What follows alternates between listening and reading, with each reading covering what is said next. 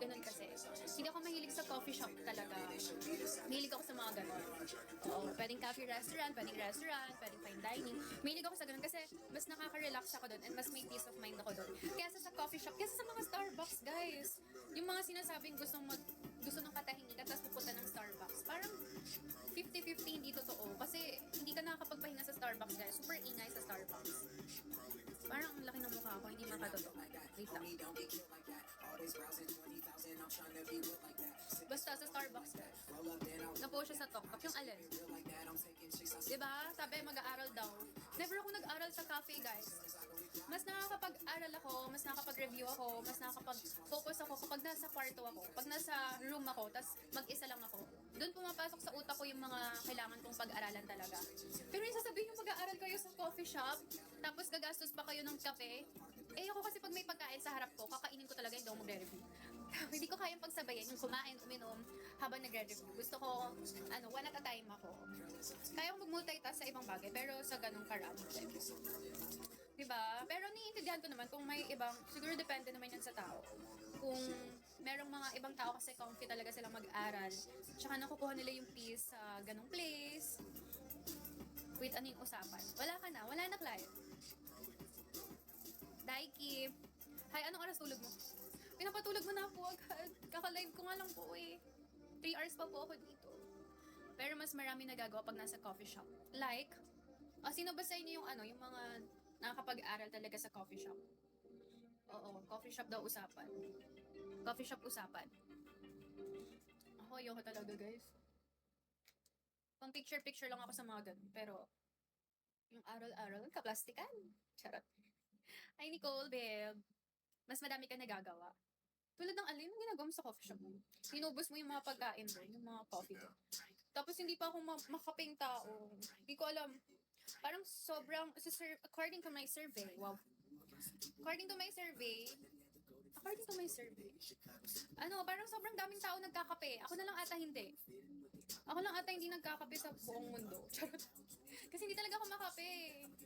Well, somehow and sometimes, gusto ko yung nila, gusto ko yung effect ng kape. Kasi pag gusto kong mawala yung antok ko, tsaka pag gusto kong ma-hyper ako, ganyan. Tapos pala nag-coffee ako every before live. No? Pero, ang side effect niya naman sa akin is nahihilo ko tapos nasusuka. Tapos ang bilis ng tibok ng puso ko. Kaya ayoko ng kape, guys. Wag na kape, ayain nyo sa akin. Dami kasi nag-aaya ng coffee sa akin. Tapos pag sinasabi kong I don't drink coffee, huwag nyo akong ayain ng kape, wine. Wine na lang. Maglasingan tayo. Gusto ko ng wine. Hi, Vin! Hindi ko pa natatanong.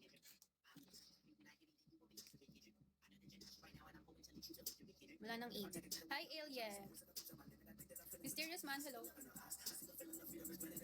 Sa distillery, hiyain niyo siya. Bakit doon? Lagi kong in-order is truffle pasta tapos sangria. Galing ng combo ko, no? Alak tas pasta. Ang galing. Pero kasi yung sangria, more on fruits siya, guys, na wine. Oo, kaya naisip ko tuloy. Friday night pa naman ngayon, tapos hindi ako makalabas. Dahil sa inyo na naman. Alam niyo kung wala kayo Bigo, guys. Alam niyo kung nasan ako ngayon. Nagbibihis ako, nag-aayos, tapos punta ako ng Palace, party. Kaso gantong time yung live ko eh. May ganun na drink. Alin? Summer? Sangria. Pero depende sa simpla may Oo. Yung pinaka nagustuhan kong sangria sa Barcino, guys. Barcino Rockwell. Doon din sa Rockwell. Doon ako mahilig mag-wine, pero mag-party sa talaga, Palace. Sarap. Sarap ng sangria sa Barcino. Lalo na sangria. Dalas ka mag-Rockwell. Kilala na ako nung doon, sa single origin.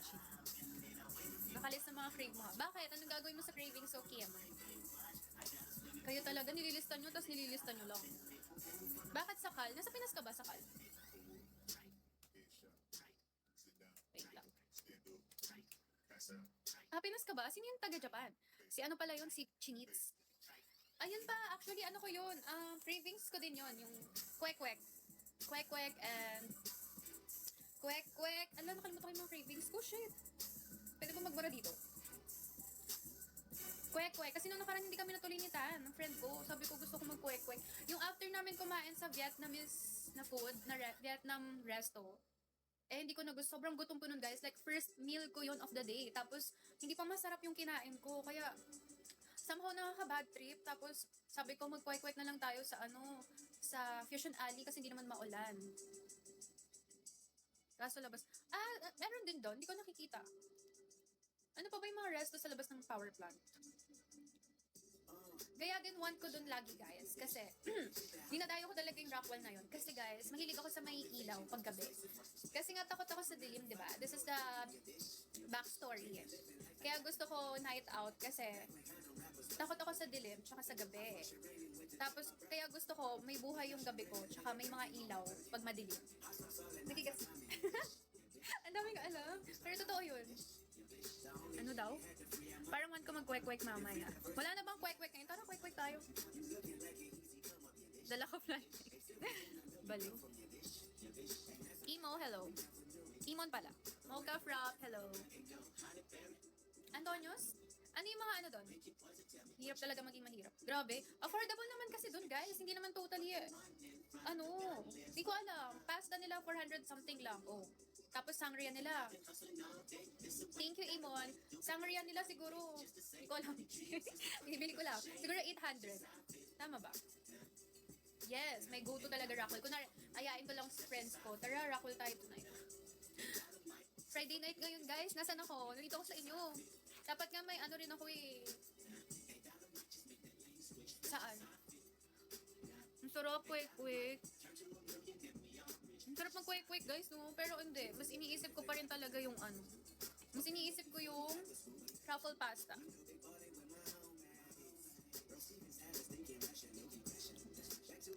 Yung Antonios ba, tulad ng sa Tagaytay yung ilalagay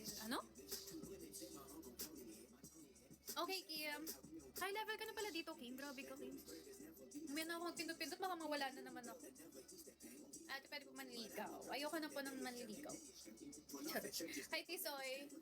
The Cedric Molina, hello. Ayan, nagutom tuloy ako, lalo kasi naisip. Hindi ka tumatawa, Kim. Kasi naisip ko yung mga pagkain na pinipin. Off limits na yata. Alin? Parang ang laki ng lips ko. Hi, Wheels. Ang kulit ni mapanghusga, oh. Ano yung Antonios nasa Tagaytay? Hindi ko maintindihan yung tanong mo, sakal.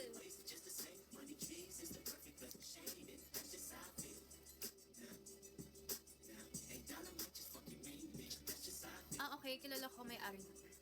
Nino, di na kasi sali sa kwento nyo. Sino nakikipag-PK? Ay, sino gusto mag-up? Mapanghusga gusto mag-up.